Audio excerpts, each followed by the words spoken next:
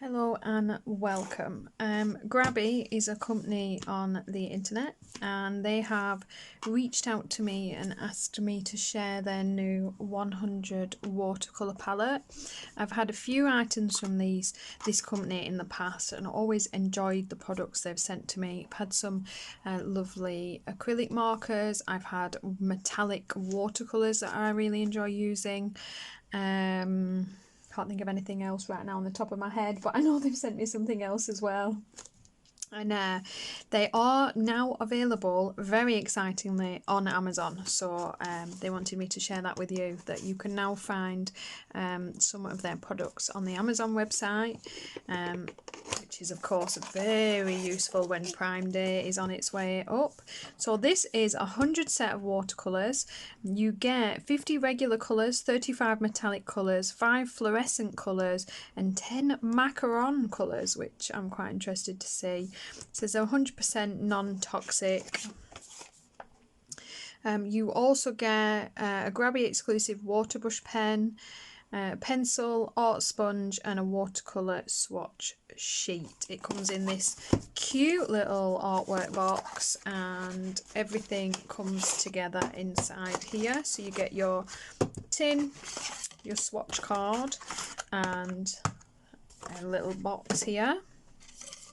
The swatch card I like to see is actually on what looks to be watercolour paper and not just something random, so that's quite nice, and it's all on the one sheet, which is also nice, but I assume also just about small enough to fold in half and go inside your tin itself. In the little box that you get,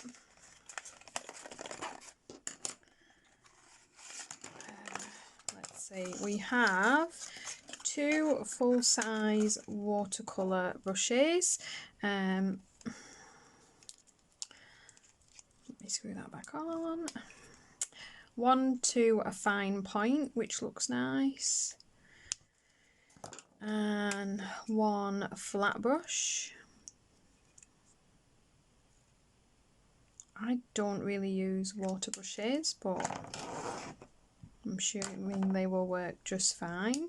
You also get this little travel size. Mine looks a little bit beaten and bashed, but once you wet that and reshape it, pretty much alright. We've got this little stray here, and I'll be honest, as blasphemous as it is, I would be inclined to cut that piece away rather than deal with it messing up my work. And it gets it out of my hair, so very likely that's just been caught when the lid's gone back on. So you've got your little travel water brush there as well. I like that. I like that it's quite portable. So 3 water brushes, pretty impressive. 1 pencil and an art sponge, which you can use to clean off your brush. We then have this absolutely beautiful tin. I really like this. It's got a really nice sturdy locking mechanism that clasps shut, and there's no wobble to this. It sits solidly closed so that it can go safely into your bag. When you open it up, you've got what is probably the biggest watercolour palette I've ever seen. I don't think I've ever owned a 100 colour set. I think the biggest of mine is maybe a 50 set. You've got your 50 regular colours and then your metallic and fluorescent and macaron.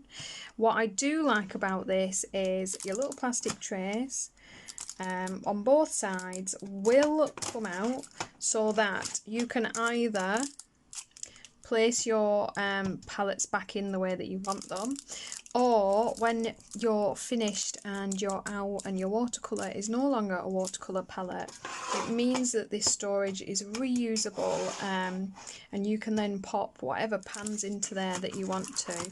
And I love when you get extra use out of good storage. It really does make a difference. Got to get this back in now.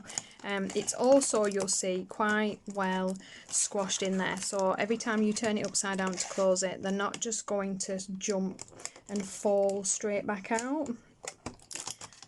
They're wedged pretty nicely into place, so if you shift this upside down, they're not all just going to drop straight out of your palette. They're all glued into their little individual slots, so they're not dropping out all the time. You get your little plastic sheet that sits between them for when they're you know, in transit and travel. You double this up as a little mixing palette as well to really make it, you know, quite versatilely travelable. Pop some water into this and your watercolour pad, you're off and away and ready to go.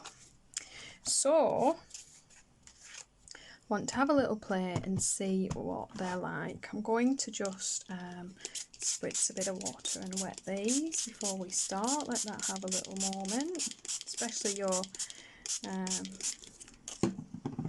your pearlescents tend to need the extra little bit of help. Everything's wet now, so I'm going to dry off my work surface. It looked like I put a lot of water down then, but I really didn't. It's quite a fine mister is that, so you don't get so much. I've seen a few swatch videos of these on different people's channels. So because of that, I'm not going to swatch these out again. You know, you can watch whoever's you like, and there's lots out there. It's a 100 colour palette. You're going to have plenty. I just wanted to have a play and see what this is like. So I've got some 100% cotton watercolor cardstock here. I'm just laying a water base down so that I can do wet on wet, and I'm just going to create a really soft, easy, very simple, because that's what I need, watercolor background on this card. I'm going to lay a few different blues down and create a really simple seascape first. So I'm just popping some of those light blues down, seeing how they look, and I'm just going to slowly gradient this out darker and darker. They're really pigmented is definitely what I'll start with. I had to really water these down to get them to kind of look a little bit more washed out the way that I wanted them to. So I'm going to bring that down into a really nice dark deep blue. Really want it to look like a little bit of an ocean kind of scene. I'm trying to decide what my skyline colours are going to be, because I do want it to stand out, but again want to leave it quite simple. I don't want to mess up. This is not where my skill lies, people. I do my best. So yeah, where was I? Lost the plot again. Yeah, just really broad strokes, back and forth, creating the colour that I want. That was a little bit darker than I intended. I'm going to mix that in, and I'm going to pop a little bit of a dark blue back over the top, let that disappear in. I considered adding some of the metallic colours into this, and then thought, no, I'll leave it. I might add some acrylic over the top to create like a seafoam effect if it turns out a usable panel.